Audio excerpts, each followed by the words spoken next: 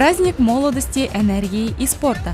В парке имени Ленина прошел межвузовский фестиваль по выполнению комплексов ГТО. В нем приняли участие студенты высших учебных заведений города Уфы, а это более 140 человек.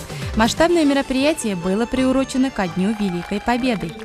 Мы вновь вернулись к спортивному комплексу «Готов к труду и обороне», который приносит здоровье, который укрепляет нашу систему нервную, который готовит нас к службе вооруженных сил, как будущих защитников нашей великой Родины. В фестивале принимал участие и заслуженный мастер спорта по бобслею, серебряный призер Олимпиады в Турине Алексей Селиверстов. Перед забегом студентам удалось размяться вместе с ним. Юношам предстояло преодолеть 3 километра, а девушкам 2.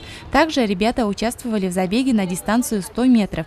Перед выполнением нормативов гости фестиваля возложили цветы к памятнику Александру Матросову. Председателю комиссии по развитию студенческого спорта Совета ректоров Марсу Фархшатову был передан символ ГТО.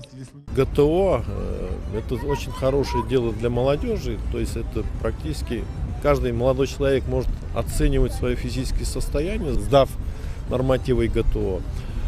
А межвузовский, в принципе, у каждого вуза есть свои традиции, опыт работы в этом направлении, поэтому обменяться мнениями это никогда не мешает, только в пользу дела. Участники фестиваля еще раз доказали, что к труду и обороне они готовы.